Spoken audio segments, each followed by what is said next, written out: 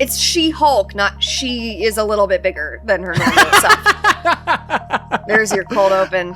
There's so much Marvel news out there, too much to keep track of. So Nina and I are going to catch up on some of the most recent Marvel news bits out there and ask the question, why does Marvel want to keep us from having nice things? Watch the video to find out what I mean.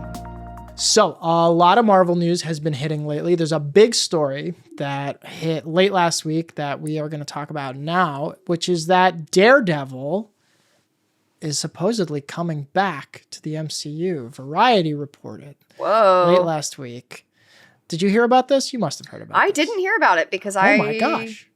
You were out of the country last week. And you were not paying attention to Marvel. No, I wasn't. I'm sorry. Sorry, Marvel. Okay. Sorry, Kevin Feige. So I get to tell you now. I'm going in blind to like all Marvel news because I was busy. According to Variety, there's a new Daredevil show coming through to Disney Plus. It's going to be a show. It's going to have Charlie Cox and Vincent D'Onofrio coming back. Cool. And yeah, no one has officially confirmed this, but if Variety devotes an exclusive article to it, and no one denies it, it's just been declined to comment. Pretty clear sign. Yeah, Variety is too strong of a trade publication to run that without definitive knowledge. Yeah. And I think not too long ago, there was another story that hit where the costume designer for Echo wrote on her resume that she also did costumes for Charlie Cox or Vincent D'Onofrio. It was one of those two for an untitled or unannounced project. And it was just like, okay, this tells us a lot about what's coming up. Right. So this was rumored for a while, and now it's even more confirmed than before. So Nina, what are your thoughts about new Daredevil with the old stars from the next Netflix show coming back to Disney Plus? What are your thoughts about this? Cool. Sorry, I think I watched the first season of Daredevil because I was psyched that it was the first. It was like the first of that kind of like series or whatever. I won't lie to you, like I didn't finish it. I didn't finish it either, and I got halfway through season 2, and I was like, I think I got it. And I don't remember a lot about it. I know I should go back. The problem is that I was so blown away by season 1 in particular of Jessica Jones, which I know I talk about kind of nonstop on this here show.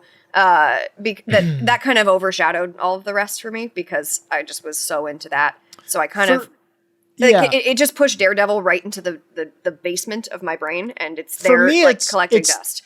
For me, it was the bloat of the episodes. Like, there's so many. They're each an hour long. It was like 10, 12 episodes even per Jessica season. Jones had that because, it's a lot. Netflix loves having a 13-episode season. They do it with a ton of stuff, and there's always something that can be cut. So, yeah, it'll be cool to see it on a streamer that... Because it would be coming to Disney Plus, I have to assume. Supposedly. It would have to. Allegedly. It would have to. Yeah. Right, because they moved all the other stuff over. So... Disney Plus has been nicely flexible with its season lengths, which is interesting, which is cool because Moon Knight was 6 and WandaVision was like... I think WandaVision might have been 8. I think it was 8. Yeah, they've all been kind of...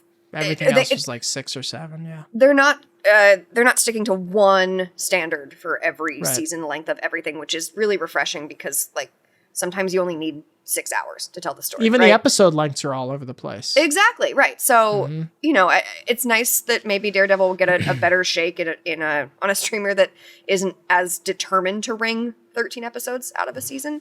Now, yes. On the flip side, though, it's coming to Disney Plus. The Netflix show was kind of famously brutal, right? That first hallway fight scene was just awesome, full of great action. But this was also a show that didn't shy away from violence with, there's a scene where Kingpin crushes a guy's head with his hands. Now, you don't see it happening, but it's like, it still happens. Like, you just don't see it. Like they cut, they move the camera away. It's not quite as graphic as, say, The Boys or something like that, which is like, for sure. Shows you everything. Yeah. But by Disney's standards, Disney Plus's standards, that might even be too much. And that dovetails nicely with the next story that I have to offer you. All right. Which is that video I just sent you. There was a scene from the first episode of Moon Knight that got cut that would have shown Moon Knight's first fight on screen with that big jackal monster in the bathroom at the museum. So they did previs on that where two stuntmen, two fighters, basically decked out in something resembling their costumes, laid out what that fight would look like. Yeah. And it's 30 seconds of an awesome, such a cool great fight. looking action scene. And they did it obviously without CGI. It's just two people fighting and doing cool stunts. Yeah. So they apparently Disney cut that for one reason or another. The episode just ends with him turning into Moon Knight and then it cuts away. And you don't see them fight. Yeah. And it's like, to me, like, I'm not sitting here saying like, I need action all the time, but it is one of those things that kind of makes you wonder where Disney's limits are. And that is certainly one of them, right? Like, yeah.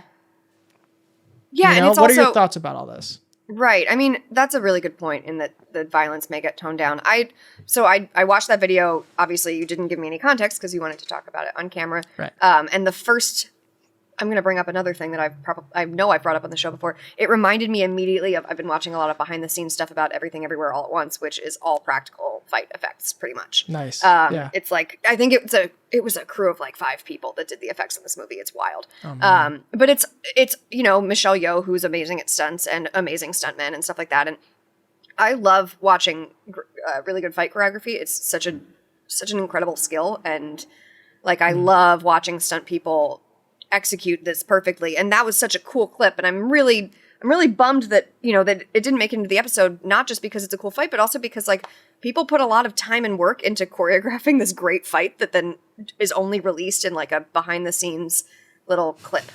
And that stinks and I don't like it. So yeah, I mean, I know Disney Plus has been gun shy about getting into kind of, you know, more adult themes. And I know it was a big to-do when they moved over stuff like the original Daredevil and Jessica Jones and put it behind a wall so the kids can't watch it. But I mean, maybe that's how they'll do it, right? Maybe it'll just be with, you know, because to return to Jessica Jones, that is a violent and dark show. And with a lot of very adult themes in every second of it. And that's behind a, you know, an age restriction. Yeah. Right. Thank you. Age gate. And so, yeah, maybe, hopefully, right? Maybe they would do that. Maybe they didn't want to do that with Moon Knight because they wanted a wider audience for it. But like Daredevil, I don't know that many parents maybe the audience would be is like, baked in already. Yeah. Yeah, maybe. Or maybe it's the kind of thing where, you know, the parent of a 5-year-old would not be like, yeah, kid, go enjoy Daredevil.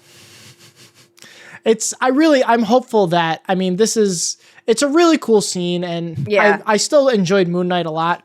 But one of the things that I would say is that the fight scenes we got were kind of far and few between. And the ones that we saw were all pretty cartoonish, except for the ones in the last episode. Where we actually got to see like Mr. Knight doing some cool action scenes. So I think with a character like Daredevil, who, you know, his character is so based on this idea of kind of like law and order by day, violent vigilante justice by night. Like, violence is baked into the concept, whether you like it or not. It's really hard to do. You can't get away from it, It's hard to do a good Daredevil, one that's kind of steeped in like this idea of like his father was a boxer who was killed. Like, fighting is a part of Daredevil's character from the jump.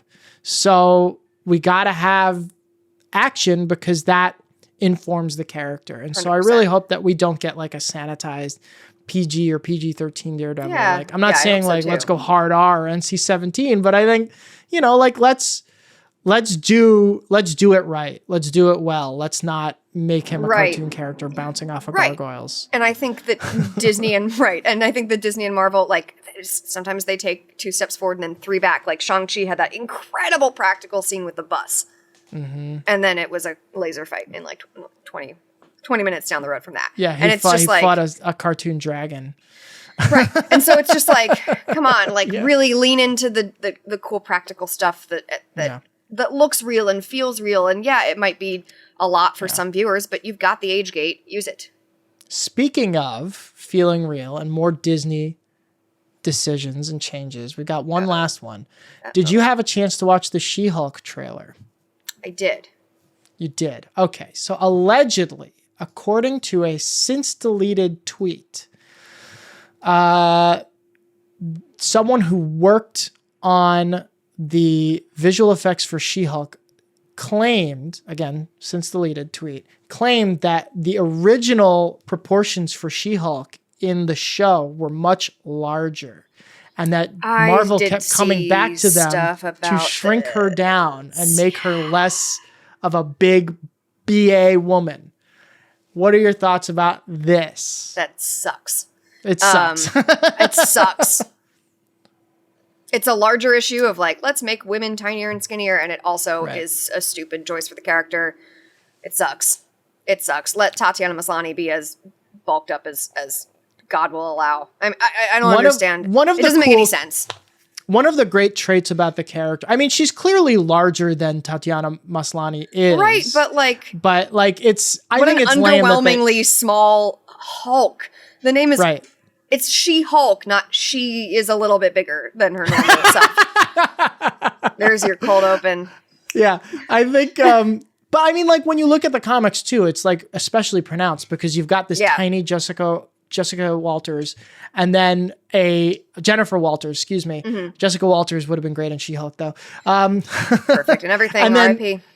And then the giant She-Hulk by contrast. Like, right. It's like all about the contrast, right. Yeah, too big to fit indoors and just like this gigantic woman who's just a total contrast. And it's this...